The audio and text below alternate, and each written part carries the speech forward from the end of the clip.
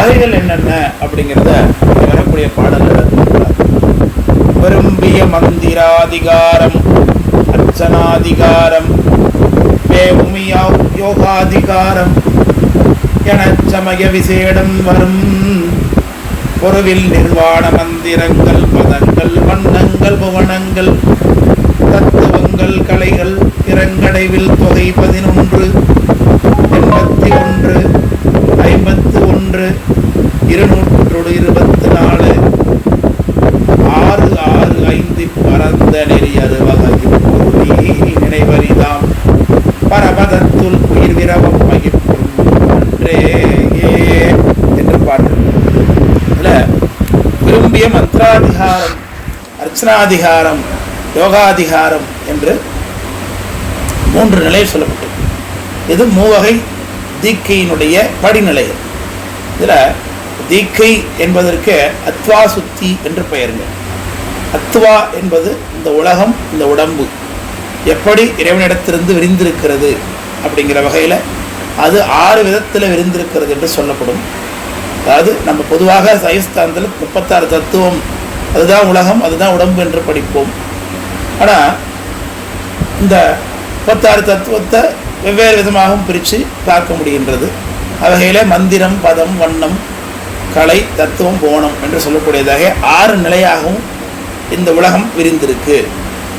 அதனால் இந்த உலகம் என்கின்ற பாசம் அதை உயிரிடத்திலிருந்து நீக்குவது தான் தீக்கையினுடைய முக்கிய வேலை.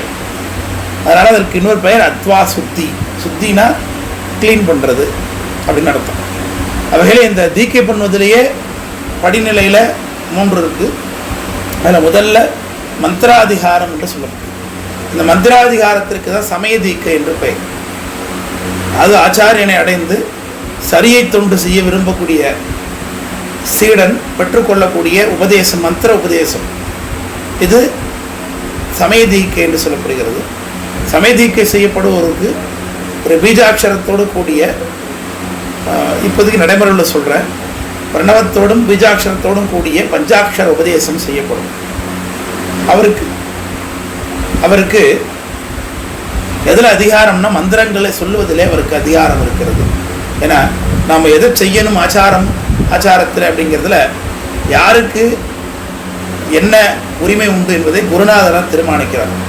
இதை பற்றி சித்தியாரில் இந்த அதிகாரங்களை பற்றியெல்லாம் விரிவாக சொல்லுகின்றார். அதாவது நித்திய நைமித்திய காமியத்தில் நிறை அதிகாரியாகவும் நிரதிகாரியாகவும் ஆக்கி என்று சொல்லுகிறார். அதாவது தீட்சையிலே பார்த்தீங்கன்னா சபீஷ தீட்சை, நிர்பீத தீட்சைன்றது. சபீஷ தீட்சைனா பீஜத்தோடு கூடிய மந்திரோபதேசத்தோடு கூடியது. நிர்பீஜ தீட்சைனா பீஜாட்சரம் இல்லாமல் மந்திரோபதேசம் செய்யப்படுவது நிர்பீஜ தீட்சை. இந்த நிர்பீஜ தீட்சை யாருக்கு சொல்லப்படுகிறதுனா, பாலரோடு வாலீசர் பணிமொழியார் விருத்தர் பலபோகத்தவர், வியாதிப்பட்டவர் பலபோகத்தவர்க்கு பண்ணும் சீலமது நிர்பீசம் என்று சொல்லப்பட்டிருக்கு சித்தியார். யாரெல்லாம் ஆச்சாரத்தை ஒழுக முடியவில்லையோ, சமேதிக்கை பெற்றதற்கு பிறகு சமேதிக்கை உடையவனுக்கு சில கர்மங்கள் விதிக்கப்படுகிறது, சில அனுஷ்டானங்கள் விதிக்கப்படுகிறது. அந்த அனுஷ்டானங்களை ஒழுக முடியாதவர்களுக்கு, இந்த அனுஷ்டானங்களை ஒழுக முடியாததினால ஏற்படக்கூடிய குற்றங்கள் நீங்கும்படியாக அல்லது குற்றம் வராது இருக்கும்படியாக அவருக்கு சில ஆகுதிகளை, ஹோமத்தில் சில ஆகுதிகளை ஆச்சாரியன் செய்வார். மூலமந்திரத்தினாலே சில ஆகுதிகள், இத்தனை ஆகுதி என்று சொல்லப்பட்டிருக்கும். ஆகுதினா நெய் விடுவது தான், நெய் ஆகுதியாக விடுறது. இப்போ மூலமந்திரத்தின் மூலம் இப்போ சிவாய நம அப்படின்னா சிவாய ஸ்வாஹா அப்படின்னு ஒரு தடவை நெய் விட்டிங்கன்னா பெருமானுக்கு ஒரு ஆகுதி கொடுத்தீங்கன்னு அர்த்தம். அவைகளே மூலமந்திரத்தை வைத்து கொண்டு பெருமானுக்கு ஆகுதி, இந்த கிரியைக்கு இந்த இத்தனை ஆகுதி செய்ய வேண்டும், இந்த ஆச்சாரத்தை ஒழுக வேண்டாம்னா இத்தனை ஆகுதி செய்ய வேண்டும் என்று சொல்லி குருநாதருடைய அனுகிரகத்தினாலே செய்யப்படுகிறது. அதனால் யார் எந்த வகையில் அனுஷ்டானம் செய்ய வேண்டும் என்பதை தீர்மானித்து அவருக்கு அதில் அதிகாரத்தை கொடுப்பது குருநாதர். அப்போ அதிகாரம் இல்லாமல் நம்ம எதுவும் செய்ய முடியாது.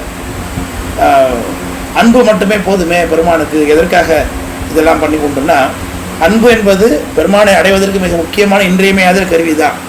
ஆனாலும் அதிகாரம் என்பது ஒன்று இருந்தால் தான் அதில் சென்று நம்ம அனுமதிக்க முடியும்.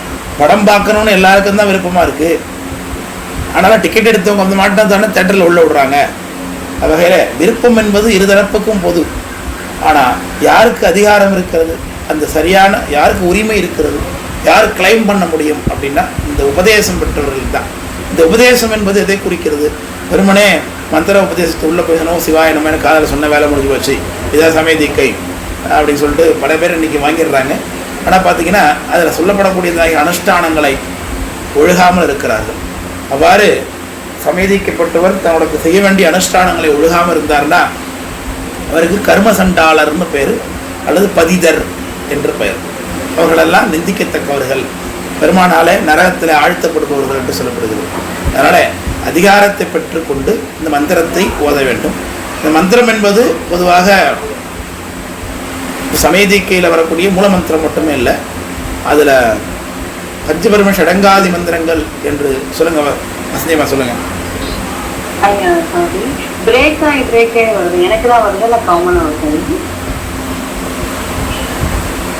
எல்லாருக்கும் எப்படி இருக்கு? சரியா இருக்கு, சரியா இருக்கு.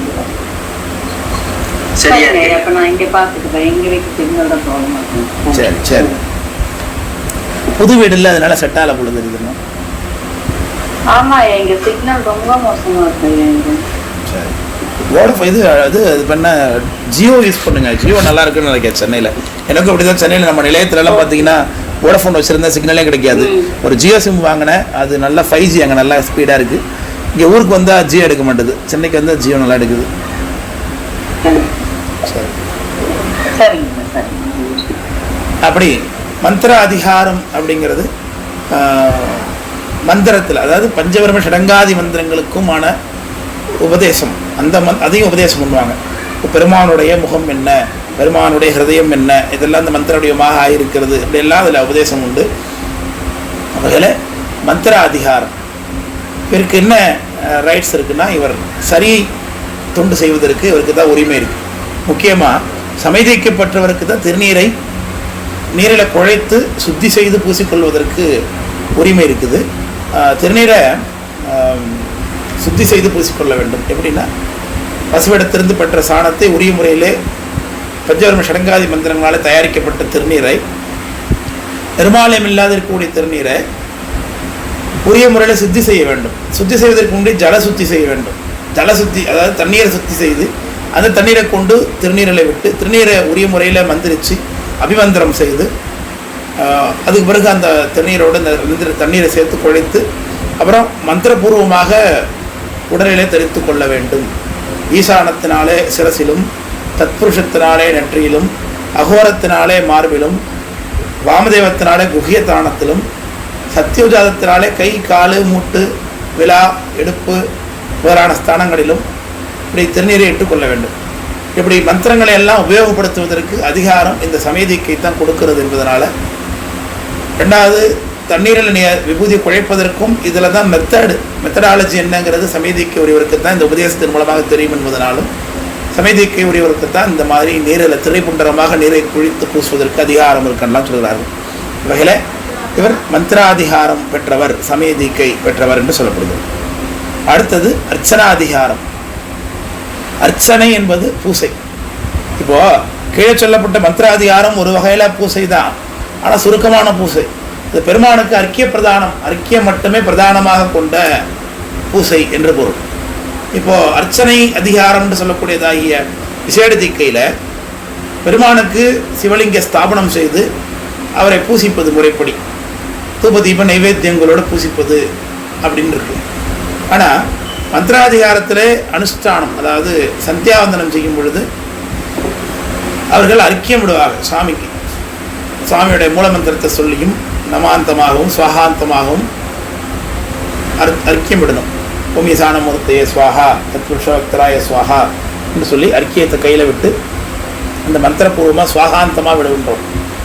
அப்போது அந்த நீர் யாருக்கு சென்று சேர்கிறது? ஈசானமுகத்துக்குரிய மூர்த்திக்கு சென்று சேர்கிறது. அப்போ பெருமான் நம்முடைய கையிலிருந்து விடக்கூடிய நீரை அவர் ஏற்றுக்கொள்கிறார். அதே மிகப்பெரிய பூசை, ரொம்ப சுருக்கமான பூசை. குடங்கை நீரும் பச்சிலையும் விடுவார்க்கு இமையா குஞ்சரம் அளிக்கும் குடல் பரமேட்டி என்று சொல்லுகின்றார் திருவிழப்புராண ஆசிரியர். கிழக்கே சலமிடுவார் தொழும் கேதாரமணியிலே என்று சுந்தரம் சாமி திருவாக்கு. அப்படி இதெல்லாம் மந்திர அதிகாரத்தோட பகுதி. அப்போ இந்த மந்திரத்து அதிகாரத்தில் கிடைத்திருக்கக்கூடிய உரிமையை இன்னும் சற்றும் அர்ச்சனை சுவாமியை குறிநிறுத்தி பூசை பண்ணுவதற்கு, ஆன்மார்த்தமாக பூசை செய்வதற்கு இந்த அர்ச்சனாதிகாரம் என்படுகிறது. இந்த அர்ச்சனாதிகாரத்துக்கு சர்ப்புத்திர மார்க்கம் என்று பெயர். பெருமானை உரிமையோடு கூட பூசிப்பது, அதாவது குளிப்பாட்டுறது, உடை மாற்றுவது, சாப்பாடு ஊட்டுறது, இப்படியான உரிமை தொழில்கள்லாம் அதில் அடங்கி இருக்கிறதுனால இதை சர்ப்புத்திரன், புத்திரனுக்கு இந்த உரிமை இருக்குது, அதனால் சர்ப்புத்திர மார்க்கத்தில் வச்சுருக்கிறாங்க. அர்ச்சனாதிகாரம் இதிலேயே 2 விதம் இருக்குது. சாமியை பூசை பண்ணுவதற்கு நிரந்தரமான லிங்கம் அல்லது அப்பப்போது பூசை பண்ணி கைவிடுகின்ற லிங்கம், இது 2 வகையில் இருக்குது. அப்பப்போது பூசை பண்ணிட்டு கைவிடுகின்ற லிங்கத்திற்கு சனிகலிங்கம்னு பேர். சனப்பொழுதுல பூசை நேரத்தில் மட்டும் அங்கே எழுந்திருக்கு அந்த சாமி பூசிப்பது சனிக பூஜை. நிரந்தரமாக ஒரு லிங்கம் வைத்திருப்பது அது உடையவர் பூசை என்று சொல்கிறது. 2மே ஒரே விஷயம்தான். சனிய பூஜை செய்துட்டு தான் உடையவர் பூஜை செய்யணும்னு சொல்லப்பட்டிருக்கு. ஏன்னா உடையவர் பூஜை சற்று கண்டிப்பாக செஞ்சே தீர வேண்டிய சூழல் உடையது. ஏன்னா சுவாமியை நிச்சயமாக கையில் வச்சுருக்கிறோம். இப்போ சனிய பூஜை செஞ்சு கற்றுக்கிட்டதுக்கு பிறகு உடையவர் பூஜை ஒரே முறையில் செய்யலாம். அதனால் முதல்ல சனியை எடுத்துக்கிட்டு அப்புறம் தான் உடையவர் செய்யணும் என்று சொல்லப்பட்டிருக்குது. சனிய பூஜையில் பார்த்தீங்கன்னா லிங்கத்தை ஏதாவது ஒரு பொருளில் ஸ்தாபனம் பண்ணுறது, சர்க்கரையை பிடித்து வைத்து அதில் பெருமான் ஆவாகனம் பண்ணலாம், மண்ணை பிடிச்சி வச்சு ஆவாகனம் பண்ணலாம், சாணத்தை பிடிச்சி வச்சு ஆவாகனம் பண்ணலாம், சந்தனத்தை பிடிச்சி வச்சு சாமி ஆவாகனம் பண்ணலாம். ஆவாகனம் பண்ணி பூசை பண்ணிட்டு திரும்பி ஒடுக்கிக்கிட்டு விசர்ஜனம் பண்ணி தான் இந்த பொருளை. வணக்கம்மா. அப்படி அதற்கு பிறகு உடையவர் பூசைன்னா நிரந்தரமாக ஒரு லிங்க திருமேனி, அது கல்லுலேயோ உலோகத்துலேயோ எதுலேயோ ஒன்றுத்தில். கல்லுலேயே பலவிதமான கல் இருக்குது, கருங்கல் இருக்குது, ஸ்படிகமும் ஒரு கல் தான். உலோகத்தில் பித்தளை, செம்பு, வெள்ளி, தங்கம் இதெல்லாம் லோகலிங்கங்கள் என்று பெயர். இப்படி பலவிதமான லிங்கமூர்த்திகளை நம்முடைய ஆச்சாரியன் கொடுக்க பெற்று பூசிக்க வேண்டும். ஆச்சாரியன் அந்த மூர்த்தியை ஆவாகனம் பண்ணி கொடுப்பார். அவரை அனுதினமும் பெட்டகத்தில் வைத்திருத்து பூசிப்பது அர்ச்சனாதிகாரம் இதற்குரியது. அப்போ இதுக்கு பீஜாட்சரம் சற்று கூட. இந்த மூலமந்திரத்துக்கு 2 பீஜாட்சரம் இருக்கும். அதுக்கு பீஜாட்சரம் 2 பீஜாட்சரம். அதனால் கொஞ்சம் ஆகர்ஷணம், கொஞ்சம் ஆற்றல் இருப்பு இந்த மந்திரத்துக்குலாம் ரொம்ப அதிகம். இந்த மந்திர உபதேசங்கிறதே என்ன உபதேசம் பண்ணுறாங்க, மந்திரத்தை சொல்கிறாங்க சத்தப்படாமல், ஆனால் அதோடைய என்ன உபதேசம் ஆகுது, அந்த மந்திரத்தினுடைய மையப்பொருள் சிவம் தான், பெருமான் தான் இங்கே மத்தியஸ்தானத்தில் இருக்கின்றார் என்பது சொல்வது தான் இந்த மந்திரத்தில் உபதேசமாக கிடைப்பது. அதனால் ஞானத்திற்கு கருவி இந்த மந்திர உபதேசம். அது அர்ச்சனாதிகாரம் அப்படின்னு சொல்லப்பட்டிருக்கு. அடுத்து மேவும் யோகாதிகாரம். மேவும் அப்படின்றது அடுத்ததாக வரக்கூடியதாக யோகத்திற்கான அதிகாரம். இதற்கு ஞான தீக்கை என்று பெயர்கள் அல்லது நிர்வாண தீக்கை என்று பெயர்.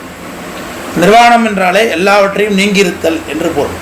அப்போது சமய விசேட அந்த முதல்ல வந்து மந்திராதிகாரத்துக்கு சமய தீக்கைன்னு பேர், அர்ச்சனாதிகாரத்துக்கு விசேட தீக்கைன்னு பேர். அடுத்து வரக்கூடிய யோகாதிகாரத்துக்கு நிர்வாண தீட்சை அல்லது ஞான தீக்கை என்று பெயர். நிர்வாண தீக்கையில் முக்கியமாக என்ன பண்ணுவாங்க அப்படின்னா, நிர்வாணம்னால எல்லாவற்றையும் நீக்குவது என்று பொருள். சமணத்தில் கூட பரிநிர்வாணம் என்று சொல்லுவாங்க, எல்லாவற்றையும் நீக்குதல். அதில் அவங்க எல்லாவற்றையும் நீக்குதுனால நினச்சிக்கிட்டா துணிமணி எல்லாம் ஊற்றுறது போல் இருக்குது அப்படின்னு நினச்சிட்றாங்க. அப்படி நிர்வாணம் என்பது உள்ளபடியே வெளியில் உடலுக்கு போட்டுக்கூடிய துணியை நீக்குவதல்ல, இந்த உயிரோடு எப்போது சம்பந்தப்பட்டு நிற்கக்கூடியதாகிய பாசமாகிய மாயாகருவியாகிய உலகத்தையும் உடலையும் நீக்குவது, அதுதான் நிர்வாணம். வகையில் இந்த நிர்வாண தீக்கையை எப்படி ஆச்சாரியன் செய்வார் என்று பார்த்தா, அதற்கு பொதுவாக நிர்வாண தீக்கையை பற்றினா 2 முறையில் செய்யப்படும். ஒன்று ஞானாவதி, இன்னொன்று கிரியாவதி. அது கீழே சொல்லியிருக்கேன். இந்த ஞானாவதி என்பது பார்த்திங்கன்னா மனதிலேயே எல்லாவற்றையும் பாவனையினாலே செய்வது. இந்த கிரியாவதி அப்படிங்கிறது கிரியாபூர்வமாக முழுமையாக 2 நாள்லையோ அல்லது 1 நாள்லையோ செய்வது கிரியாவதி. இதற்கு இந்த சீடனுடைய சிரசில் ஒரு நூலை கட்டி அந்த நூலை பாதம் வரைக்கும் விட்டு அதில் சீடோட உயிரோடு இருக்கக்கூடிய அந்த கலைகளை எல்லாம் அதில் எடுத்து ஆவாகனம் பண்ணுவது என்று வைத்திருப்பது இந்த நிர்வாண தீக்கையோட முக்கியமான அங்கம். அதில் அந்த நூலை எல்லாத்தையும் ஆவாகனம் பண்ணதில் நூலை எடுத்து ஹோமத்தில் இட்டு அதன் மூலமாக பாசம் நாசமானதாக பாவிப்பது ஆச்சாரியன் இந்த வேலை செய்வார். அதுக்கு நிர்வாண தீக்கைன்னு பேர். அந்த நிர்வாணத்தில் பொருவில் நிர்வாணத்தில் என்னென்ன செய்யப்படுது, மந்திரங்கள், பதங்கள், வண்ணங்கள், கோணங்கள், தத்துவங்கள், கலைகள் அப்படின்னு சொல்லப்பட்டிருக்கு. இறங்கடைவில் மந்திரம் மொத்தம் 11. ஈசானம், தத்புருஷம், வாமதேவம், அகோரம், சத்யோஜாதம், ஹிருதயம், சிரசு, சிகை, கவசம், நேத்திரம், அஸ்திரம் என்று சொல்லக்கூடிய 11 பொருட்களோடு சேர்ந்திருக்கக்கூடியது மந்திரம் 11. 81 அப்படிங்கிறது பதம். ஓம் நம என்று ஆரம்பித்ததுலேருந்து வியோமவியாபினே அப்படின்னு சொல்லக்கூடியது வரைக்கும் இருக்கக்கூடியதாகி 81 பத வடிவத்தில் பெருமான் சப்தஸ்வரூபமாக இருக்கின்றான், உயிரோடு தொடர்பட்டு நிற்கின்றான், மாயோடு கலந்து மாயா கருவியாக இருக்கின்றான் என்பது சொல்லப்படுகிறது. அதுக்கப்புறம் 51 எழுத்துக்கள், இது வர்ணம் என்று சொல்லப்படுகிறது. அடுத்தது 224, இது 224 போனம். மொத்தம் இந்த பிரபஞ்சம் முழுக்க 224 போனம் இருப்பதாக சைவ சித்தாந்தம் சொல்லுகிறது. அதில் நம்முடைய இந்த உலகம் மண் தத்துவ போனம், மொத்தம் 108 போனங்கள் இருக்குது. அதில் மண்ணில் அடங்கி இருக்கக்கூடிய போனம் இந்த தத்துவம் ஒன்றே ஒன்று, மண் தத்துவத்தில். அதில் நாம் மண், இந்த உலகம் பூரா பார்த்திங்கன்னா வெளில எங்கே போனாலும் மண்ணு தான் இருக்கும். நம்ம வச்சுருக்கிற தங்கமும் மண்ணு தான், வெள்ளியும் மண்ணு தான், உலோகங்கள் அத்தனையும் மண்ணு தான். உலகத்தில் மண்ணில் இருக்கக்கூடிய ஓவர்ஸ் எடுத்து தான் உலோகங்கள் உற்பத்தி பண்ணப்படுகிறது. உலகத்தில் இருக்க அத்தனை எந்த இது இல்லாமல் நிலாவுக்கு போனீங்கனாலும் மண்ணு தான் இருக்கும், செவ்வாய்க்கு போனாலும் மண்ணு தான் இருக்கும், புதனுக்கு போனாலும் எங்கே போனாலும் மண்ணு கல் தான் இருக்குது. அப்போ இந்த உலகம் பிரபஞ்சம் முழுக்க நாம் பார்க்கக்கூடிய இந்த பிரபஞ்சம், இந்த பால்வீதி முழுக்கவே பார்த்திங்கன்னா மண்ணால் ஆக்கப்பட்டிருக்கு என்பதை தெரிந்து கொள்ள முடியும். அப்படி மண்ணால் ஆக்கப்பட்ட போனங்களில் 108 ஒன்று தான் இந்த வசிக்கக்கூடியதாக இந்த போனம். இப்படி இந்த போனத்தில் ஒரு அங்கமாக நம்ம உடம்பு, அந்த உடம்புல இந்த உயிர் இருக்குது என்று பாவிக்கணும். அப்படி 224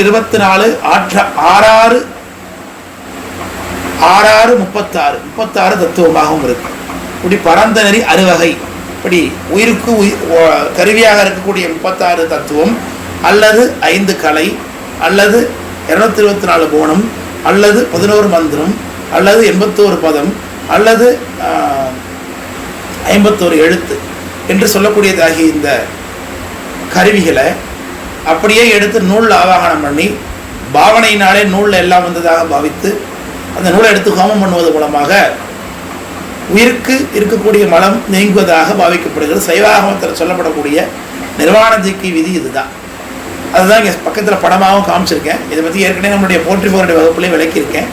என்னுடைய சென்னை நிலைய வகுப்பு, பொன்னமராஜ வகுப்பு, திருவையாறு வகுப்பு, எங்கே பார்த்தாலும் இந்த படம் போட்டு இந்த இப்போதான் சித்தியார் வகுப்பு நடத்திட்டு இருக்கிறதுனால நிர்வாண தீக்கை பற்றி இப்போ தான் நடத்தி முடித்தேன். நம்ம வகுப்புலையுமே போற்றி பொருளில் இது முழுமையாக நடத்தியிருக்கிறோம்.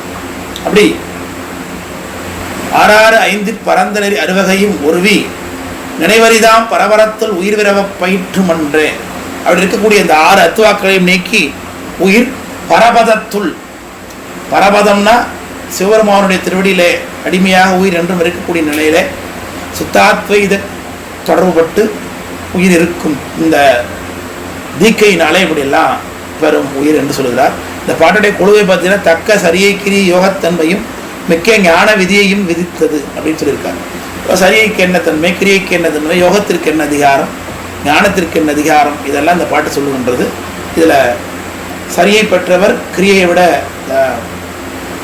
சரியையுடையவர், ஞானத்தை விட ஞானத்துக்கு ஞானத்தை செய்கின்றவர் ஆச்சார நிலைக்கு போயிடுவார். அவரை விட நிர்வாண தீக்கையுடையவர் அடுத்த நிலை, அதுக்கு அடுத்த நிலை விசேட தீக்கையுடையவர், அதுக்கு அடுத்த நிலை உடையவர் சமய தீக்கையுடையவர். அதனால் இப்படித்தான் இந்த விஷயம் சொல்லப்படுகிறது. சமய தீக்கை கொடுக்கப்பட்ட மாத்திரத்தில் அவருக்கு சஞ்சித கண்மா எல்லாம் நீங்குகிறது. இது வரைக்கும் அவர் எத்தனை பிரிவில் எத்தனை கர்மங்களை சேர்த்து வைத்திருக்கிறாரோ அத்தனையும் இந்த சமய தீக்கை பெற்றவுடன் நீங்குகிறது. அதே மாதிரி ஆகாமியமும் அந்த பஞ்சாட்சர உபதேசத்தினாலே ஞானத்தினால் சுடப்படும் என்று சொல்லப்பட்டிருக்கு. இயன்றவினை உடலோடியாகும், இடையேறு வினை தூண்டில் அருளே சுடும் என்று இதில் சொல்லப்பட்டிருக்கு. வகையிலே தீக்கையினுடைய விஷயங்கள் இப்படி இந்த பாட்டில் சொல்லப்பட்டிருக்கு. எல்லாருக்கும் விளங்குச்சு அந்த பாட்டு. யாருக்கா சந்தேகம் இருந்தால் கேட்கலாம் இந்த பகுதியில். அதாவது சிந்தியா தண்ணி எடுத்து சொல்லலாம். வெந்நீர் பசங்க 2 பேரும் தண்ணி எடுத்து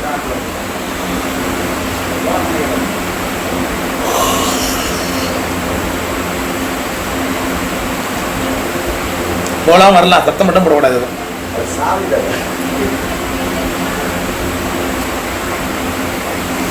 அடுத்தது இந்த தீக்கை பயன்கள் என்ன அப்படிங்கிறத சொல்லியிருக்கிற அந்த பாட்டில் மூவிதமான முத்தி பதமும் மேவிய அருளும் மெய் ஆகமம் என்றதுன்னார். சைவாகமம் தீக்கையினுடைய பயன்கள் என்னென்ன அப்படிங்கிறத விளக்கி இருக்கு.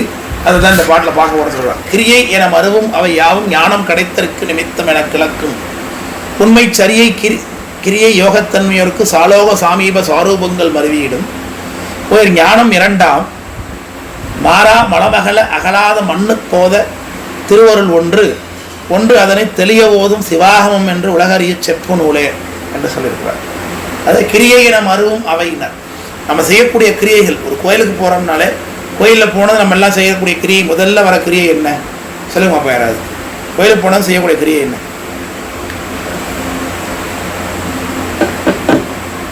என்ன கோயிலுக்கு போய் என்ன செய்யணும் கூட தெரியாதா?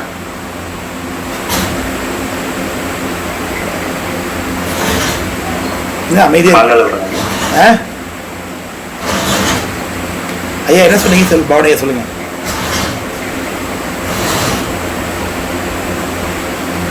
கோயிலுக்கு போய் என்ன செய்வோம்? முதல்ல கோபுரத்தை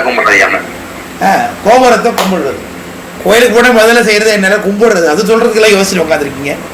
என்ன தெரியும்? ஏன் எல்லாரும் அமைதியா இருக்கீங்க? இன்னைக்கு பாடம் ஹெவியா இருக்கா? சாமி கும்பிடுறது வேற ஏதாவது கேட்பீங்கன்னு சொல்லிட்டு டீப்பா இருக்கும்னு நினைச்சேன் ஐயா நான் கூட. அப்படியே தானே உங்களுக்கு தோன்ற சொன்னாதானே அது தீபா உள்ளதா இல்லையான்னு நம்ம தீர்மானிக்க முடியும். எதுவுமே சொல்ல அமைதியா எப்படி தெரியும்? பொதுவா எல்லாரும் போனோன்னா கும்பிடுறது இது ஒரு கிரியை தானே. கும்பிடுது நமஸ்கார முத்திரை. சாமிக்கு முன்னாடி இப்படி கும்பிடுறமே இதோடைய அர்த்தம் என்ன? இது ஒரு முத்திரை. இதுக்கு நமஸ்கார முத்திரைன்னு பேர். நமஸ்காரம் எப்படி பண்ணணும்? இவருக்கு இந்த கையை வலது கையை வச்சு இடது கை கட்ட வரால அப்படி அழுத்தி இப்படி கும்பிடணும். இதுதான் நமஸ்காரம் காட்டுறது. இப்படி காட்டணும். நமஸ்காரம் நமக்கு இப்படி கும்பிடுறோம் எல்லாரும். நமஸ்காரம் இப்படி செய்யணும். இதுதான் நமஸ்கார முத்திரை. இது நான் என்ன செய்கின்றேன் சுவாமிக்கு முன்னாடி காட்டுறது நமஸ்காரம். முத்திரைகள் மேல வரணும் தானே ஐயா? இடதுதான் மேல வரணுமா? வலது கையை வச்சு இடது கை மேல. ஓகே. இது நமஸ்காரம். The way of conveying. நீங்க என்ன பண்றீங்கிறத ஒரு சைகை மூலமா காட்டுறீங்க, அவ்வளவுதான். சுவாமிக்கு வெளியில போறோம், ஊருக்கு போறோம், உடனே டாட்டா போயிட்டு வாங்கங்கிறீங்க, அப்படியே கையை காமிக்கிறீங்க. அப்படி இது என்னது? இது ஒன் ஆஃப் த முத்திரை தான். சாப்பாடு ரொம்ப நல்லா இருக்கு அப்படிங்கிறீங்க, சூப்பர், கையாலும் காமிக்கிறோம். எதுக்கு? இரு அப்படிங்கும்போது இது வாயில சில அப்படியே கையாலையும் காமிக்கிறோம். போயிட்டு வா அப்படிங்கிறோம். ஸோ இதெல்லாம் முத்திரைகள் தான். ஸோ சைன் நம்ம என்ன செய்கின்றோங்கிறத ரெண்டு மொழியிலையும் நம்ம கன்வே பண்ணிகிட்டு இருக்கோம். ஒன்று பேச்சாலையும் கன்வே பண்ணுறோம், இன்னொன்று சயின்ஸ்னாலையும் கன்வே பண்ணுறோம். அவங்கள சுவாமிக்கு முன்னாடி சயின்ஸ் முத்திரைகள், சைவாகமத்தில் முத்திரைகள் ரொம்ப முக்கியமான இடம் பெற்று நிற்கிது. எல்லாத்துக்குமே முத்திரைக்கு பூஜையிலே பார்த்தீங்கன்னா எத்தனை முத்திரை நம்ம ஃபாலோ பண்ணுறோம். மகாமுத்திரை முதல்ல விநாயகருக்கு போடும்போதே இந்த நெத்தியில் அப்படி கூட்டுறோம். இது விநாயகருக்குரிய முத்திரை. சண்டேஸ்வர திருச்சிக்கு போகும்போது தாளத்திரயம் கொடுக்கணும் அவருக்கு. இப்படி 3 முறை இந்த 2 விரலை கொண்டு 3 முறை உள்ளங்கையில் பெரிய அளவில் சத்தம் இழாமல் இப்படி 3 தடவை, இதுக்கு போய் தாளத்திரயம்னு பேர். 3 முறை தாளம் தட்டுறது. கோயிலில் போய் தஞ்சை அப்படி தட்டுறாங்க இல்லையா, அப்படிலாம் தட்டக்கூடாது. தாளத்திரயம் அப்படின்னு இதுக்கு பேர். பூசையிலே சிவபூஜை பண்ணுறவங்களே செய்வாங்க. சண்டேச பூஜை முடித்தோடனே தாளத்திரயம் கொடுத்து பூஜை பண்ணணும் அப்படின்னு. இது எல்லாமே முத்திரைகள் தான். சிவலிங்கம் ஸ்தாபனம் பண்ண உடனே லிங்க முத்திரை காமிக்கணும். அப்படியே சிவாகம் சைவ பூஜை பண்ணும்போதே மச்ச முத்திரை இருக்கும், கும்ப முத்திரை இருக்கும், தேனு முத்திரை இருக்குது, தேனு முத்திரை காமிக்கிறோம். இது எல்லாமே முத்திரை பூர்வமாக பாவனை செய்வது என்று சொல்லப்பட்டிருக்கு. வகையில் இது எல்லாமே கிரியை தான் குறைந்தபட்சம். அது கோயிலில் நடக்கிற ஒரு சுவாமிக்கு கோயிலுக்கு போகிறோம், கோயிலுக்கு போனோடனே திரை போட்டிருக்காங்க. திரை போட்டுருக்க வரைக்கும் சும்மா கதை பேசிகிட்டு இருப்பான், திரை தானே போட்டிருக்குன்னு. திரை திறந்து தீபாரதனை காமிப்பாங்க. உடனே கண்ணை மூடிட்டு கும்பிடுவோம் சாமி. அப்போ தான் எதற்காக திரை திறந்து தீபாரதனை காமிக்கிறாங்க? இந்த திரை என்பது நம்முடைய திருவதானம், ஆணவ மலத்தினுடைய அடையாளம். உள்ளிருக்கக்கூடிய பரம்பொருள் நமக்கு உரிய காலத்தில் வெளிப்படும் ஜோதி வடிவமாகிய கருவியாகிய திருவுருளாலே என்பதை நமக்கு உணர்த்துவது தான் அந்த பூஜை. எல்லாம் நம்ம சைவாகம பூஜை, இந்துக்கள் வீட்டில் நடக்கக்கூடிய அத்தனை பூஜைகளும் குறைந்தபட்சம் ஊதுவத்தி காட்டுறது கூட கிரியை தான். இந்த சூடம் கொளுத்தி காட்டுறது கூட கிரியை தான். அப்போ நம்ம செய்யக்கூடிய ஒவ்வொன்றுமே கிரியைகள் தான். இந்த கிரியைகள் ரொம்ப விரிவாக கோயில்கள் நடக்குது. திருவிழாக்கள் ரொம்ப நைமித்திக கிரியைகள், சில குறிப்பிட்ட காலங்களில் குறிப்பிட்ட வகையில் பெருமானுக்கு உற்சவம் பண்ணுவது என்று. ஸோ இதனுடைய தாத்பரியங்கள் அத்தனையுமே என்னென்னா ஞானம் களத்திற்குன்னர், ஞானத்தை அடைவதற்குத்தான். ஞானம் என்பது என்ன? ஞானம் என்பது திருவுருளாய கருவி, பெருமானுடைய திருவுருளையே கருவியாக பெற்று பெருமானை அறிந்து கொண்டு இருத்தல், இதுதான் ஞானம் என்று சொல்லப்பட்டிருக்கு. அப்போ ஞானத்தை அடைவதற்காகத்தான் இந்த கோயிலில் வீட்டில் நடக்கிற பூஜைகள் எல்லாமே. அப்போ கிரியை என மறுவும் யாவையும் ஞானம் கிடைத்திருக்க நிமித்தம், நிமித்தம்னா காரணம்னு அர்த்தம். நிமித்தம் என கிளக்கும் இப்படி சொல்றாங்க. இதில் உண்மை சரியை கிரியை யோகத்தன்மையோர்க்கு சாலோக சாமீப சாரூபங்கள் மறுவிடும். இதில் சரியை தொண்டு செய்பவர்கள், சரியைனா உடலாலே செய்யக்கூடிய உழைப்பு, உழைப்பினால பெருமானுக்கு தொண்டு செய்வது. கோயிலில் போனால் குப்பறதுனா கூட்டுறது, கோயிலில் செடி கொடி மண்டி இருக்குது புழங்காமல் இருக்குது அப்படின்னா அதை போய் மண்வெட்டி பாறை முதலியவற்றை கொண்டு தூய்மை செய்வது, குப்பையெல்லாம் கொண்டு போய் கொடுத்துறது, திருவலகு கொண்டு தூய்மை செய்வது, நந்தவனம் செய்வது, பூக்களை பறித்து கொண்டு சென்று தொடுத்து கொடுப்பது, பாடல் பாடி ஆடி சாமியை உபசரிப்பது, இதெல்லாம் சரியையில் வருகிறது. இந்த சரியை தொண்டு செய்கிறவர்களுக்கு சாலோகம், அதாவது சிவலோகம் முழுக்க சென்று வரக்கூடிய உரிமை இந்த சாலோகத்தில் உள்ளவங்களுக்கு கிடைக்கிறது என்று சொல்கிறார்.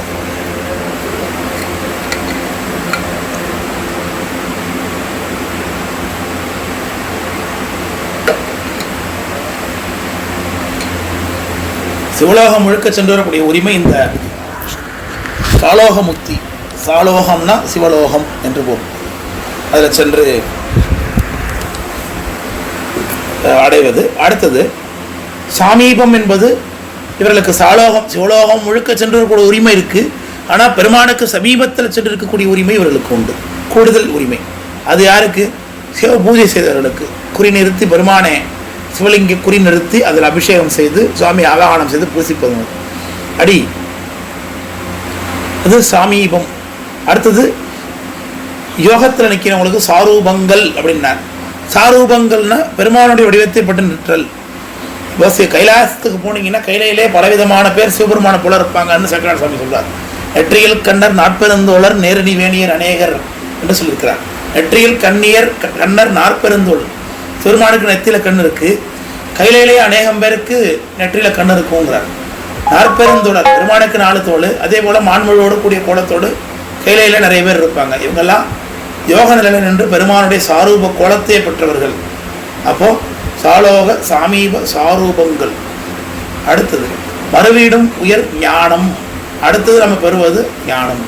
இப்போ சாலோக சாமீப சாரூபத்தை அடைந்தால்தான் நம்ம ஞானத்தை அடைய முடியும். இது 8ஆம் சூத்திரத்தில் வருகிறது, தவநிலை அதிகரணம் என்று.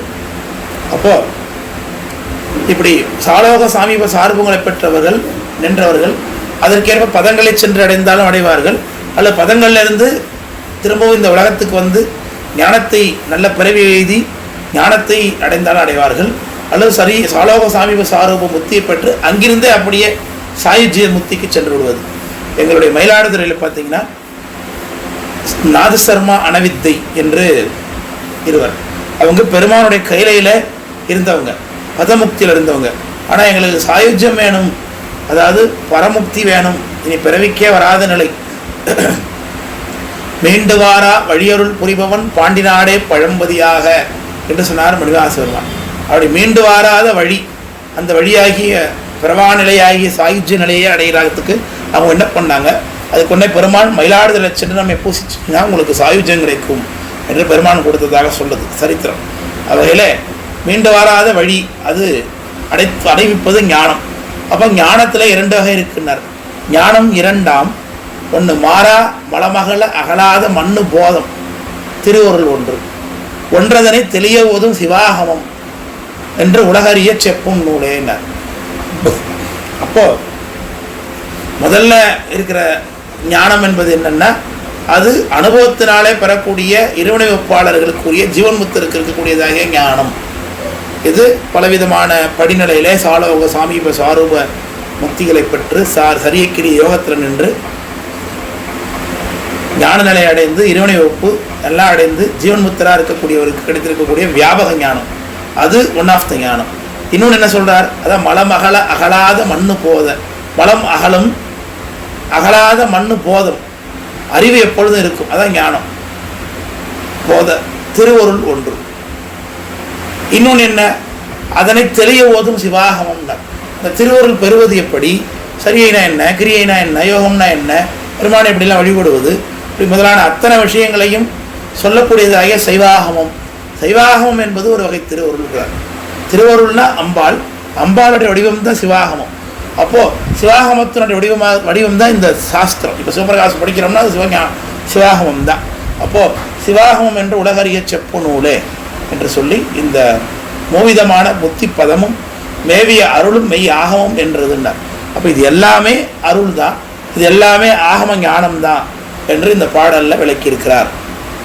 திருவருள் கருவி தான் எல்லாமேங்கிறத விளக்கியிருக்கார். இந்த பாட்டு விளங்குச்சா எல்லாருக்கும்? அடுத்த பாட்டுக்கு போகலாமா? சந்தேகம் இருக்கா?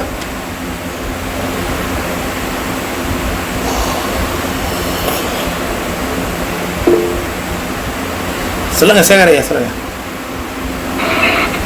ஐயா, அதே மாதிரி அடியார் பூஜை பற்றி இந்த மாதிரி சொல்ல முடியுங்களா? இப்போ கோயிலுக்கு போய் வணங்குறது ஊதுவத்தி காமிக்கிறது கூட சரியில்லை வரும் சொல்லியிருக்கீங்க. அதே மாதிரி அடியார் பூஜையில் என்னென்ன வரும் சொல்ல முடியுங்களா? அடியாருக்கு என்ன பூஜை பண்றது அப்படின்னு கேட்குறீங்களா? ஆமா ஆமாங்க. அடியார் பூஜையில் என்னென்ன வரும் அப்படின்னு வழக்கமாக சொல்ல முடியுங்க. அடியார பூஜை பண்றது என்பது அதுவும் சரியையில ஞானம். அது அது அது கொண்டு வந்து மனைபுகுந்து குலாவுபாதம் விளக்கிய மண்ட காதலின் ஆதனத்தை இடையிருத்தி உண்டி 4 விதத்தினில் 6 சுவைதரத்தினில் அண்டர்நாயகர் அமுது செய்ய அப்படின்னு சரி மாகேஸ்வர பூஜை பற்றி பேசியிருக்கு. அடியார்களை பூசிப்பது என்பதற்கு மாகேஸ்வர பூஜை என்று பெயர். மகேசனை பூசிக்கக்கூடியவர்கள் மகேஸ்வரர்கள், மகேஸ்வரர்களை பூசிப்பது என்பது மாகேஸ்வர பூஜை. பெருமான் 2 இடத்துல இருந்து பூசை கொள்கின்றான். ஒன்று தாபரம், இன்னொன்று சங்கமம். கோயில்களில் ஸ்தாபித்து வைக்கப்பட்ட மூர்த்திகளில் பெருமான் இருப்பதாக பாவிச்சு பூஜை பண்ணாலும் அது சிவ பூஜை தான்.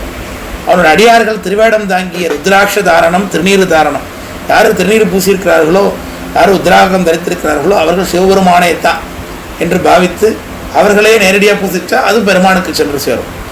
அப்போது அவர்களுக்கு எப்படி பூஜை செய்வது? வந்த உடனே அவர்களுக்கு அர்ச்சனைனா பாதம் விளக்கி அர்ச்சனை செய்யணும். அதற்கு பிறகு அவர்களுக்கு உணவிடணும். அதற்கு மாகேஸ்வர பூஜைன்னு பேர். மாகேஸ்வர பூஜை செய்கின்ற முறை என்பது அது உண்டி 4 விதத்தினால் 6 சுவைத்தனத்தினால் என்று சொல்லப்பட்டிருக்கு. உண்டி 4 விதம்னா என்னென்னா உண்பது, தின்பது, நக்குவது, பருகுவது, இப்படியாக இருக்கக்கூடிய 4 வகை பண்டங்களும் தயாரிக்கப்பட்டிருக்க வேண்டும். 6 வகை சுவைகளோடு கூட இவையெல்லாம் செய்யப்பட்டிருக்கணும். இப்படி செஞ்சிருக்கக்கூடிய உணவை பணிவோடு சென்று அவருக்கு பரிமாறி அவருக்கு மனநிறைவை ஏற்படுத்தி வேண்டும். அவருக்கு உங்களால் முடிஞ்சதுன்னா பொருள் முதலவற்றை கொடுத்து அனுப்பலாம். இது மாகேஸ்வர பூஜை. மாகேஸ்வர பூஜையினுடைய பயன் எல்லாமே ஞானமே மாகேஸ்வர பூஜையில் கிடைக்கிது. உலகத்தில் நமக்கு சில காமியங்கள் வேணும்னாலும் மாகேஸ்வரர் பண்ணலாம். இதுதான் மாகேஸ்வரில் பூசிக்கக்கூடிய பகுதி. நல்லா கவனிக்கணும், அதுதான் பூஜை.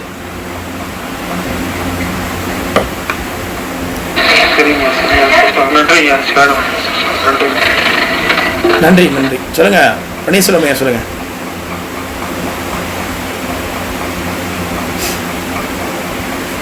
பேசலாம், பேசுங்க.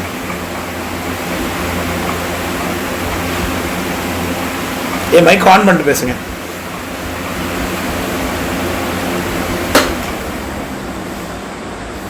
பன்னீர்செல்வம் ஐயா கை உயர்த்திருக்கீங்க, பேசுறீங்களா? பேசுறீங்கன்னா மைக் ஆன் பண்ணிட்டு பேசுங்க. சரி, கைத்தொகை உயர்த்திட்டாரா? வேற யாருக்காவது கேட்கணுமா ஏதாச்சும் இந்த பகுதியில்?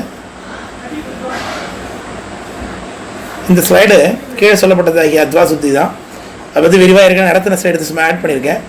அது ஸ்கிப் பண்ணிடலாம். இப்போ ஒரு தூரம் போக வேண்டியதில்லை. அது மந்திராதி எப்படி ஆவாகனம் பண்ணுறது, இந்த பாட்டில் சித்தியார் பாட்டு, இந்த படத்துடைய பாட்டோடு இங்கே இருக்குது. சரி, அடுத்த பாட்டு. இந்த சிவபிரகாசம் என்கிற நூல் எப்படி பாடப்பட்டது, இதனுடைய பெயர் என்ன, இதை எதை கொண்டு ஒரு பாடினார் என்பதை இந்த நூலில் சொல்லுகின்றார், இந்த பாடலில் சொல்லுகின்றார். தரித்த குரு முதல்வர் உயர் சிவஞான போதம் செப்பினார், பின்பு அவர் முதல்வர் சிவஞான சித்தி விரித்தனர், மற்றவர்கள் திருவடிகள் விரும்பி போற்றி விளம்பிய நூல் அவை இரண்டும் விரும்பி நோக்கி கருத்துரை திருவருளும் இறைவன் நூலும் கலந்து பொது உண்மை என கருதி ஆணும் அருத்தி மிக உரைப்பன் வளர் வெறுத்தம் நூறும் ஆசில் சிவப்பிரகாசம் ஆகும் ஒன்றே என்று இந்த நூலுடைய நோக்கம் என்னங்கிற சொல்லு. நூலுடைய நோக்கம் கீழ் சொன்னார். ஞானம் சிவப்பிரகாசம் சேவாகமத்தை சொல்ல போகிறது தான் இந்த நூல் நோக்கம் சொல்லியாச்சு. இந்த நூல் வந்த வழி நமக்கு எப்படி அப்படிங்க சொல்லுகின்றார். தெரித்த குரு முதல்வருங்கிறார். இன்றைக்கும் சைவாதீனங்கள் திறமையாதீனம், திருவாவடுதுறை ஆதீனம், வெலாக்குறிச்சி, செங்கோலாதீனம் முதலான ஆதீனங்களெல்லாம் குரு முதல்வர் என்கின்ற வார்த்தையை பயன்படுத்துதுன்னா இந்த வார்த்தையை நமக்கு சிவப்பிரகாசத்தில் தான் முதல்ல நம்முடைய உமாயசுவம் பயன்படுத்தியிருக்கிறாங்க. தெரித்தன எல்லாவற்றையும் உலகத்தாருக்கு தெரிக்க வைத்திருக்கக்கூடியவராகியவன் அர்த்தம். குரு முதல்வர். இந்த குரு முதல்வர் யார் என்று நமக்கு இதில் தெரியல. இந்த பாட்டில் உயர் சிவஞான போதம் செப்பினர் என்று சொல்லப்பட்டிருக்கு. அப்போ இவருடைய குரு முதல்வர் சிவஞான போதம் என்ற நூலை பாடியிருக்கிறார் என்று நமக்கு தெரிகிறது. பின்பு அவர் புதல்வர் சிவஞான சித்தி விரித்தனர். அப்போ இவருடைய குரு முதல்வராகிய ஆச்சாரியன் அவருடைய பையன் புதல்வர்னு சொல்லப்பட்டிருக்கு. சிவஞான சித்திங்கிற நூலை இவர் பாடியிருக்காருன்னு தெரிகிறது. இப்போ புதல்வர்னு சொல்லப்பட்டிருக்கே, அப்போ இவங்களாம் கல்யாணம் பண்ணி குழந்தை பெற்றுக்கிட்டாங்களா? மேகண்டார் கல்யாணம் பண்ணிக்கிட்டாரான்னா இந்த புதல்வர் என்பது உபதேச பரம்பரை. எப்படி உலகத்தாருக்கு ஆண் பெண் சேர்க்கையினாலே வாரிசு உண்டாகும், இது மாதிரி ஞானிகளுக்கு திருவடி தொடர்பினாலே வாரிசு உண்டாகும். அதனால தான் ராமலிங்க சுவாமி கூட வாழை அடிவாழை என வந்த திருக்கூட்ட மரபுன்னார். தன்னுடைய கால் அடியிலிருந்து அடுத்த சந்ததி உண்டாக்குவது வாழை தான். வாழை மரத்தில் வேர்லேருந்து சிங்கம் அடித்து அடுத்த சந்ததி உண்டாகும். அதில் விதையிலிருந்து உண்டாகாது. மற்றைய பொருட்கள்லாம் பாருங்களேன், மற்றைய பழங்கள்லாம் அந்த பழத்தை தின்னு எச்சில் பண்ணி விலங்குகள் கீழே போட்டதுக்கு பிறகு அந்த விதைகள் மரமாக முளைக்க அடுத்த சந்தி உண்டாகும். ஆனால் வாழையில் மட்டும் அப்படி இல்லை. வாழை பழமும் கொடுக்குது, ஆனால் அதன் மூலமாக தன்னுடைய அடுத்த சந்தி உண்டா பண்ணாமல் தன்னுடைய காலில் உள்ள வேர் மூலமாக கிழங்கிலிருந்து அடுத்த சந்ததி உற்பத்தி பண்ணுது. இதை தான் ராமலிங்க சுவாமி இந்த உபதேச பரம்பரைக்கு உதாரணமாக காட்டுறார்.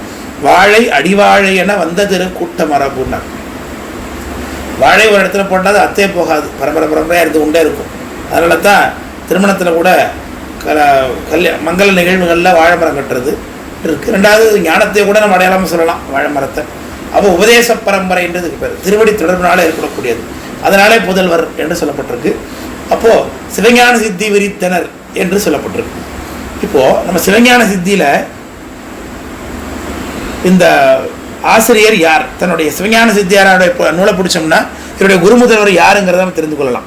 அதேமாதிரி சிவஞான போதத்தில் இருக்கா அந்த நூலை யாராவது பண்ணாங்கன்னு பார்த்தா சிவஞான போதத்தில் மெய்கண்டார் தான் அந்த நூலை பண்ணாருங்கிறது எங்கே ஆதாரமும் இல்லை. அது நூல் மட்டும்தான் இருக்குது. அதில் இந்த நூலை நான் பண்ணியிருக்கேன் என்று சொல்லி மெய்கண்டார் எங்கேயும் சொல்லலை. அப்போது அந்த சிவஞான போதம் தான் மெய்கண்டார் பண்ணதா அல்லது மெய்கண்டார் பண்ணிய வேற நூல் ஏதாச்சும் நம்ம ஃபாலோ பண்ணணுமா அப்படிங்கிறதெல்லாம் தெரிந்து கொள்வதற்கு இந்த பாடல் நமக்கு உதவி பண்ணுகிறது. சித்தியாரிலே கீழே பாட்டு போட்டிருக்கோம் பாருங்க. பண்டை மாறை வண்டாரற்ற பசுந்தேன் ஞானம் பரிந்துழுக சிவகந்தம் பறந்து நார கண்ட இருதய கமலமுகைகள் எல்லாம் கந்திரப்ப காசினி மேல் வந்த அற்கதிரோன் பிண்டமலர் பொழிப்புடை சூழ் வெண்ணை மேவு மெய்கண்ட தேவன் மிகு சைவநாதன் புண்டரீக முளர்த்தாழ சிரத்தே வாழும் பொற்பாதம் எப்போதும் போற்றல் செய்வோம் என்று சொல்லி இந்த சிவஞான சித்தியாரில் தன்னுடைய ஆச்சாரியனாக சிவஞான சித்தியார் ஆசிரியராகிய அருணந்தி சிவம் காட்டியிருப்பது இந்த மெய்கண்டார் என்பவர். இது வெண்ணை மேவு மெய்கண்டத்தேவன் மிகு சைவநாதன் என்று சொல்லப்பட்டிருக்கு. அப்போது சிவஞான சித்தியார் ஆசிரியருடைய ஆச்சாரியன் மெய்கண்ட தேவர் என்று தெரிகிறது. அப்போ மெய்கண்ட தேவர் செய்தது தான் சிவஞான போதம் என்று தெரிகிறது. இது நமக்கு இந்த பாட்டில் சொல்கிறார். தெரித்த குரு முதல்வர் சிவஞான போதம் செப்பினர், பின்பு அவர் புதல்வர் சிவஞான சித்தி விரித்தனர். அப்போ சிவஞான சித்தியிலிருந்து மெய்கண்டாரை தெரிந்து மெய்கண்டார் செய்தது சிவஞான போதங்கிறது திரும்பி சிவபிரகாசில் வந்து தெரிந்து கொள்வோம். இப்படித்தான் நமக்கு இது இருக்குது. இந்த கருத்தை முன்னிட்டு கொண்டு தான் அருணையுடைய முதலியார் என்ன சொல்லுவார்னா, சிவஞான சுவாமிகள் திருவாவடுதுறை ஆதீனத்தினுடைய கட்டள சுவாமிகள் அவங்க சிவஞான சுவாமிகள் தான் முதல்ல பாஷ்யம் பண்ணுறாங்க மெய்கண்டார் அந்த சிவஞான போதத்துக்கு. அதில் அவங்க ஒரு சிறப்பு பாயிரம் பண்ணியிருக்கிறாங்க. இன்றைக்கு இருக்கிற சிறப்பு பாயிரம். ஆனால் இந்த சிறப்பு பாயிரம் செல்லாது அல்லது தேவையில்லை என்று அறநிலையில் முதலியார் கருதுகிறார். அதற்கு காரணம் சிறப்பு பாயிரம் என்பது என்ன? 1000 முகத்தால் அகன்றது ஆயினும் பாயிரம் அல்லது படவல் அன்றே அப்படின்னு சொல்லப்பட்டிருக்கு. அப்போது ஒரு படமாக போகிறோன்னா கூட இந்த படம் யார் நடித்தாங்க, இந்த படத்தில் யார் இருக்கா, யார் மியூசிக் போட்டிருக்காங்க, யார் எடிட் பண்ணியிருக்காங்க, இதெல்லாம் முன்னாடி ஃப்ரண்ட்டில் போட்டுடுறான், அப்படி பின்னாடியாவது போட்டுடுறான். இதுதான் பாயிரம். ஒரு நூலுக்கும் அப்படி இந்த நூல் யார் பண்ணுறாங்க, எதற்கு பண்ணாங்க, இந்த நூலில் பயன் என்ன, இது எல்லாமே அதில் சொல்லப்பட்டிருக்கணும். இது பாயிரம். வகையில் பாயிரத்தை யார் செய்யணும்னு சொல்லப்பட்டிருக்கு. நூலாசிரியனே பாயிரம் செய்வது மரபல்ல. பாயிரம் யார் செய்யலாம்? தன்னாசிரியன், தன்னோடு கற்றான், தன்மானாக்கன், தகுமுறைக்காரன் என்று பாயிரம் செய்வர்களுக்கு தகுதி சொல்லப்பட்டிருக்கு. இப்போ நான் ஒரு நூல் பண்ணுறேன்னா இந்த நூலுக்கு யார் பாயிரம் பண்ணணும்? என்னுடைய ஆச்சாரியன் பண்ணலாம், அல்லது என் கூட யார் தன்னுடைய ஆச்சாரியன்கிட்ட பயின்றாங்களோ சக மாணாக்கராக அவர் பண்ணலாம். அப்படி இல்லை என்கிட்ட படித்தவங்க என்னுடைய ஸ்டூடெண்ட் பண்ணலாம். அப்படி இல்லைன்னா பிற்பாடு வந்தவங்களுடைய நூலுக்கு உரை எழுதுகிறவங்க கூட அதற்கு பாயிரம் பண்ணலாம். இதுதான் தன்னாசிரியன், தன்னோடு கற்றான், தகுமுறைக்காரன், தன்மானாக்கன் என்று இலக்கண நூல் சொல்லுகிறது. அவ்வகையில் சிவஞான போதத்துக்கு மகாபாஷ்யம் பண்ணியவராகிய சிவஞான சுவாமிகள் தகுமுறைக்காரன் என்கின்ற முறையில் பாயிரம் பண்ணியிருக்கார். ஆனாலும் கூட அது கூட தேவையில்லை. ஏன்னா மெய்கண்டாருடைய புதல்வராகிய அருணந்தி சிவம் தன்னுடைய மெய்கண்டார் தான் நூலை பண்ணினார் என்பதை காண்பிச்சிருக்கிறார். இன்னும் அவருக்கு அடுத்து வந்தவராகிய உமாவிசுவமும் இந்த சிவப்பிரகாசத்திலையும் மெய்கண்டார் தான் சிவஞான போதம் பண்ணியிருக்கிறார் என்பதை எடுத்து காண்பிச்சிருக்கிறார். இந்த நூல் பொருள் சொல்லப்பட்டிருக்கும் போது இதையே நம்ம பாயிரமாக கொண்டுக்கலாம். அதனால் புதுசாக ஒரு சிறப்பாயிரம் தேவையில்லை என்று சொல்லி அறநிலையில் முதலியார் இதை மறுப்பதை பார்க்க முடிகிறது. சரி, இது ஒரு கூடுதல் கொசுறு தகவல். அப்படி சிவஞான சித்தி விரித்தனர், மற்றவர்கள் திருவடி போற்றினர். இதில் இந்த 2 பேருடைய நூலையும் நான் ரொம்ப ஏற்றுக்கொள்ளுகின்றேன், அல்லது அவங்க 2 பேரையும் வணங்குகின்றேன். பொதுவாக ஒருவரை வணங்குவது என்பதனாலே அவருக்கு நாம் அடிமையாக இருக்கின்றோம், அல்லது அவருடைய கொள்கை அத்தனையுமே நம்ம ஏற்றுக்கொள்ளுகின்றோம் என்று பொருளுங்க.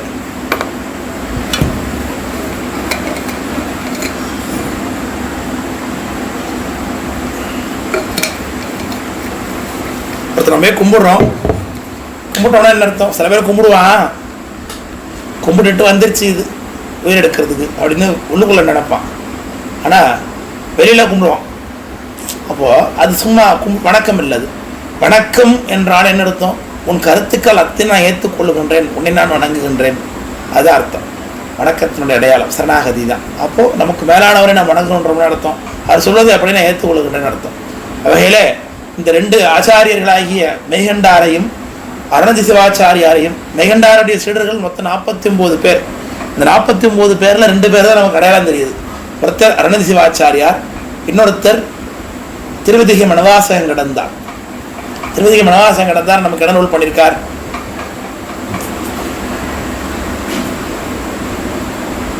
என்ன நூல் பண்ணியிருக்கீங்களா? அமைதியாக இருக்கீங்களா? உண்மை விளக்கம். உண்மை விளக்கம்.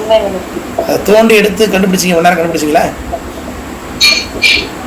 ஐயா, என் சிக்னலுக்கு நான் நீங்க சொல்றத புரிஞ்சுக்கிறதுக்கே டைம் ஆகுது. ஜீவிதாமாவும் ஏதோ லைன் ஓகே அனுப்பியிருக்காங்க. எனக்கு நடுவில் ஒரு 10 நிமிஷம் பிரேக் ஆகி தான் வருது. ஆனால் நான் அதுக்கு செட் ஆக மாட்டேன். எனக்கு எப்போதுமே அப்படிதான் இருக்கு.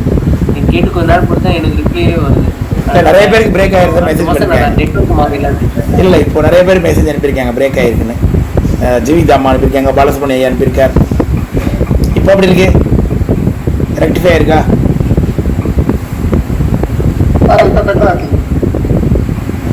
ஒருவேளை உங்களுடைய பாடி வந்து மைக்கை விட்டு தள்ளி போகும்போது பிரேக் ஆகுது.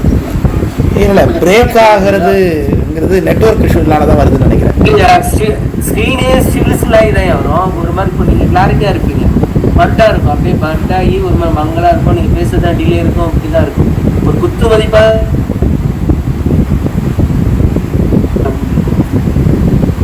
சரி சரி சரி, இப்போ கொஞ்சம் நல்லா இருக்கா? அப்போ பரவாயில்ல.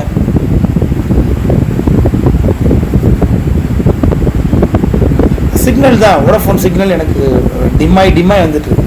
ஃபுல் நெட்வொர்க் காமிக்குது, ஆனால் அந்த அம்புக்குறி ஒன்று காமிக்கல, அது வந்து அமைஞ்சு வந்துட்டு இருக்கு. நெட்வொர்க் இஷ்யூஸ் தான். என்ன பண்ணுறது?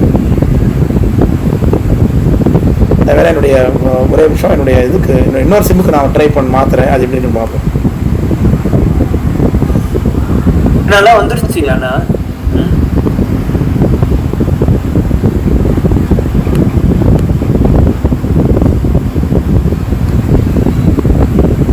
சிம்மாக இருக்குல்ல, இந்த சிம் நான் இன்னொரு சிம்முக்கு மாற்றிருக்கேன். கட்டாகுதா? சுத்தமாக வராமல் போயிடுச்சா? இல்லை கேட்குறீங்களா? சரியா இருக்கா பூர்ணிமா?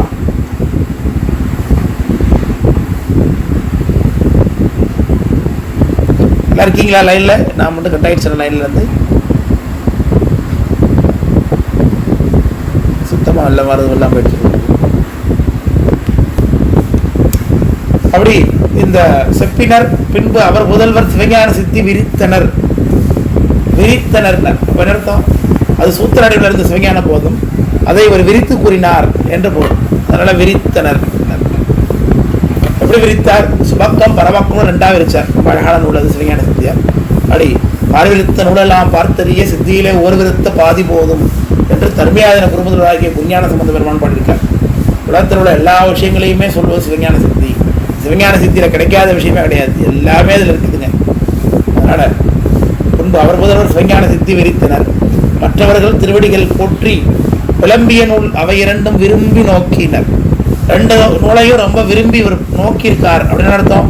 முழுமையா படிச்சு அந்த கருத்துக்கள் அத்தனையும் இவர் முழு உடன்பாட்டோடு இருக்கிறார் என்று. கருத்துரை திருவருளும் இறைவன் மூலம் கலந்து பொது உண்மை என. இப்போ ஏன் இதை டீட்டெயில் இப்படி பண்றாருன்னா, இப்போ இது முழுக்க ஏற்கனவே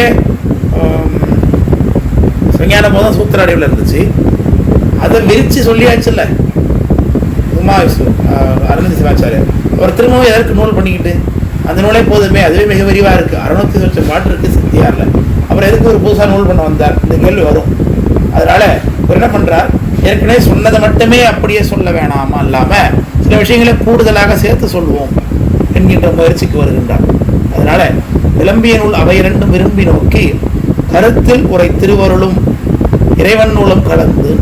இப்போ கருத்தில் உரை திருவருளான்னு அர்த்தம், சில விஷயங்களுக்கு தன் மனதிலே இவருக்கு சரியாக தோன்றக்கூடிய தர்க்க ரீதியான விஷயங்கள், மனதில் தோன்றக்கூடிய ஒரு விளக்கங்கள், அது திருவருளாடே தோன்றக்கூடிய விளக்கம்.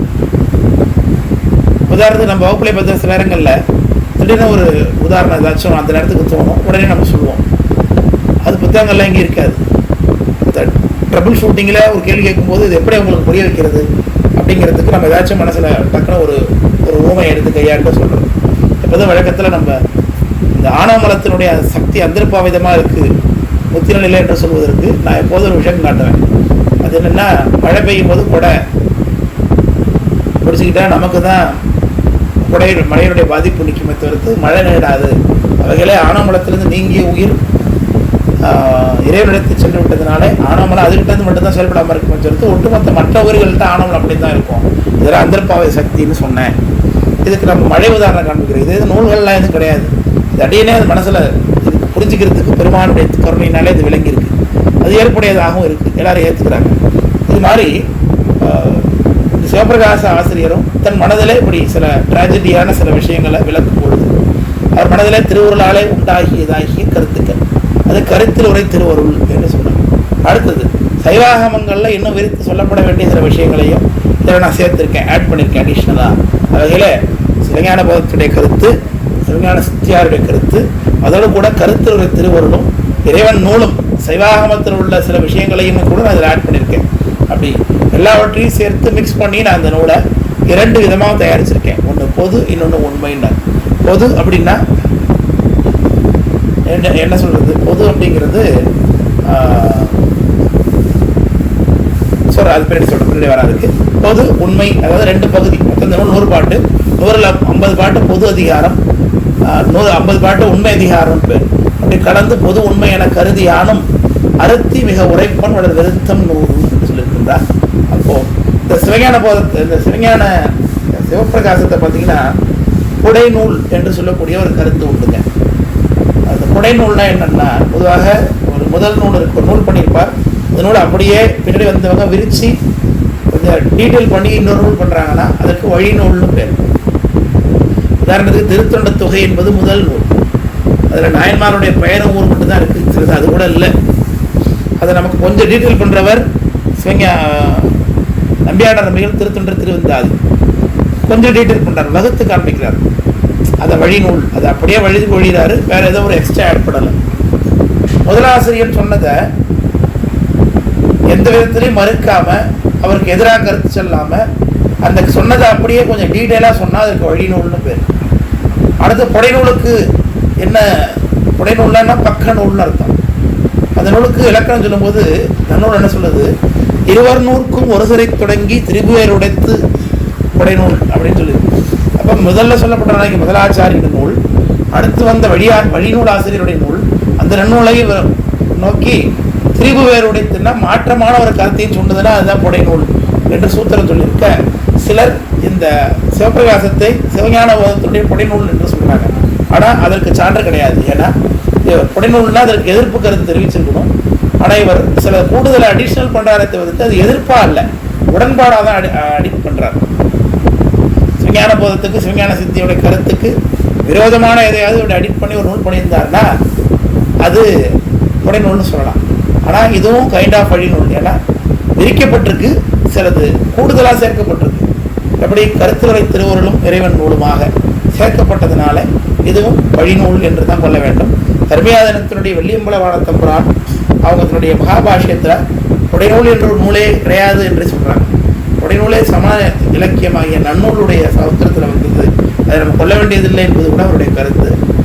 அப்படியே தர்மியாதனத்துடைய மகா கட்டளசாமியாக இருந்து திருப்பனந்தல் ஆதீனத்தின் நிறுவியவராகிய குமரகுருபர சுவாமிகளும் இப்படி ஒரு அற்புதமான திருப்பணி பண்ணியிருக்கிறாங்க.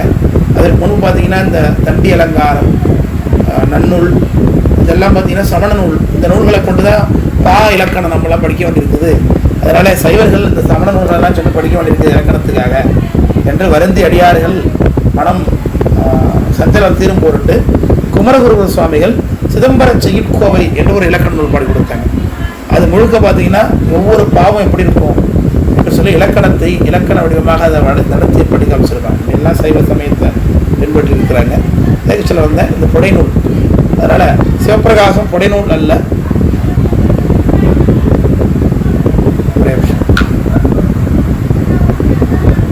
கௌதமே கௌதமே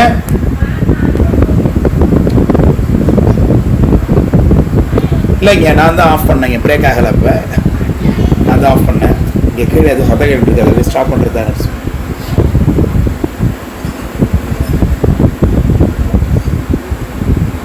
எனக்கு ரொம்ப க்ளோஸில் தாங்க நான் இருக்கேன், ரொம்ப க்ளோஸில் தான் நான் வச்சுருக்கேன். சாரி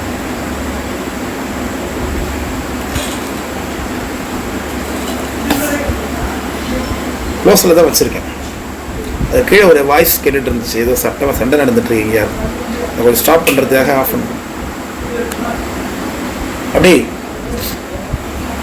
அறுத்தி மிக உரைப்பனோட விருத்தம் நூறு ஆசில் சிவபிரகாசம் ஆகும் அன்றே என்று இந்த பாட்டுக்கு சொல்றார். இதுக்கு பேரே ஆசில் சிவபிரகாசம்.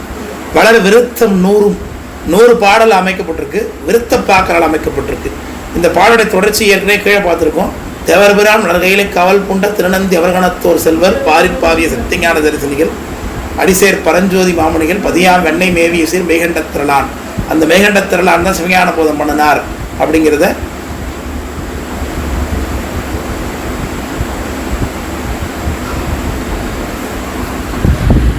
ஏன் பிரேக் ஆகுதுன்னு எனக்கு தெரியலையே. நல்லா தான் எனக்கு சிக்னல் ஃபுல்லாக இருக்குது. சார் நீங்க இப்படி பக்கம் தான் உட்காந்து பேசும்போது பிரேக் ஆகிறது இல்லைங்க சார், நோட் பண்றதுனால நான் சொல்றேங்க சார், மன்னிக்கும். பின்னாடி போனீங்கன்னா அது பிரேக் ஆகிட்டே இருக்குங்க சார், மேபி அது எனக்கு தெரியல, நான் நோட் பண்றதுனால நான் சொல்றேங்க சார். ஓகே, இப்போ எப்படி இருக்கு? இப்போ ஓகேவா? வாய்ஸ் நல்லா வருதா? இப்போ பிரேக் ஆகி தான் வருது. அப்போ சிக்னலில் தான் பிரச்சனை. இப்போ பிரேக் ஆகுதுங்க சார், மேபி ராங். சிக்னலில் தான் பிரச்சனை இருக்குது. எனக்கு சிக்னலும் ஃபுல்லாக இருக்குது, பிரச்சனை இல்லாமல் தான் இருக்குது. என்ன பண்ணுறதுன்னு தெரியல. ஒரே நிமிஷம், நான் வேறு மொபைல் கேடு வாங்கிட்டு சொல்லி அதில் கனெக்ட் பண்ணி பார்க்குறேன்.